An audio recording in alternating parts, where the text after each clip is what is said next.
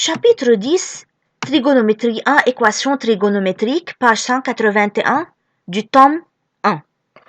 Donc, dans ce chapitre, on a déjà commencé en fait par la partie trigonométrie dès le chapitre 9. Donc, les chapitres 9, 10 et 11 forment la partie trigonométrie. Dans ce chapitre, on va travailler trois parties. La première partie, les coordonnées polaires d'un point. La deuxième partie, un rappel de la trigonométrie déjà vu en en ES1. La partie 3, qui est les équations trigonométriques. Partie 4, donc je veux commencer directement par la partie 4, coordonnées polaires d'un point de la page 191. Dans cette partie, s'il vous plaît, je vous demande de recopier ce cours car je ne veux pas suivre le cours du livre. Dans cette partie, je veux commencer par un tout petit rappel. Définition, rappel donc, définition, repère du plan. Qu'est-ce qu'un repère du plan et pourquoi on définit un repère du plan? En fait, on définit un repère du plan pour identifier un point qui appartient à ce plan.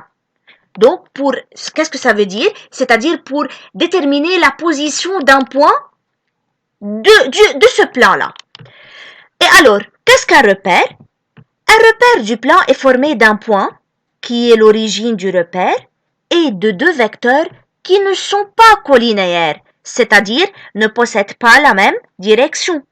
Ce couple de vecteurs s'appelle une base du plan. Donc, le couple des vecteurs qui ne sont pas collinéaires s'appelle une base du plan.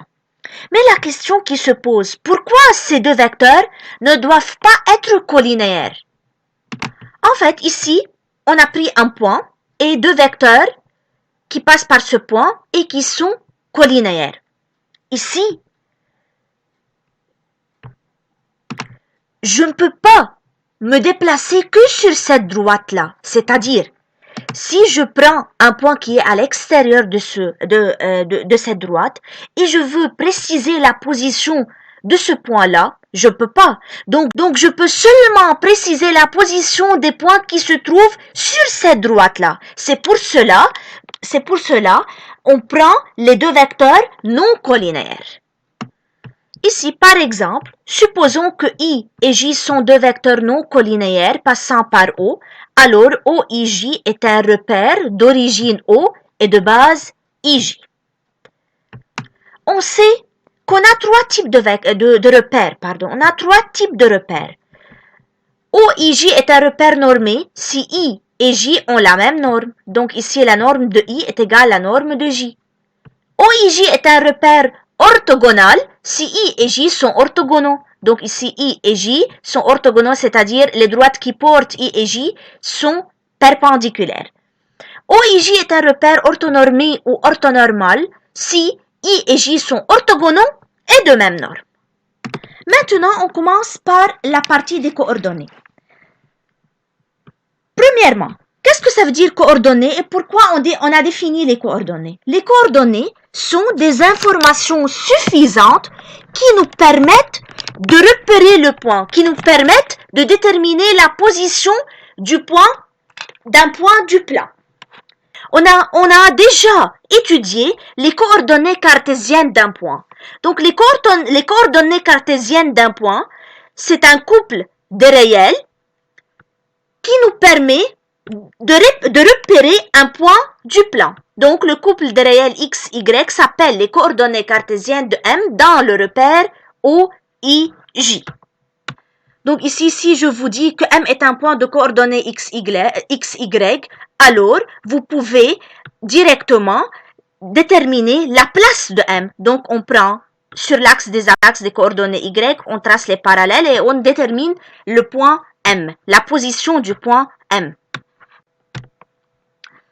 Mais maintenant, qu'est-ce que ça veut dire coordonnées polaires d'un point? Je peux vous dire que les coordonnées polaires représentent une autre manière qui nous permet de déterminer la position exacte d'un point du plan.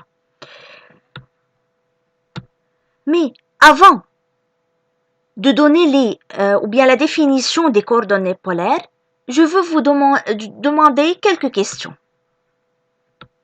Par exemple, on a un point M du repère et on va préciser ou bien déterminer la position exacte de ce point M. Et si je vous dis que M est un point tel que l'angle formé par l'angle I, l'angle orienté I au M est égal à pi sur 3 modulo de pi. Est-ce que cette information est suffisante pour préciser la position exacte de M? Bien sûr que non, car on a une infinité de points qui vérifient cette condition. Donc, ce point vérifie cette condition. Ce point vérifie cette condition. Ce point, donc, tous les points de la demi-droite OT qui fait avec le vecteur I un angle de pi sur 3 modulo de pi vérifient cette condition. Donc, cette information n'est pas suffisante pour trouver ou bien pour préciser la position exacte du point M.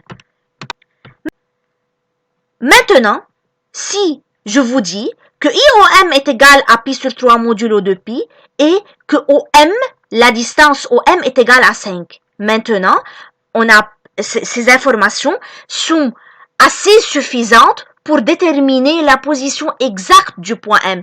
Car dans ce cas, M appartient à la demi-droite qui forme avec I un angle de pi sur 3 modulo de pi et aussi M appartient au cercle de centre O et de rayon 5.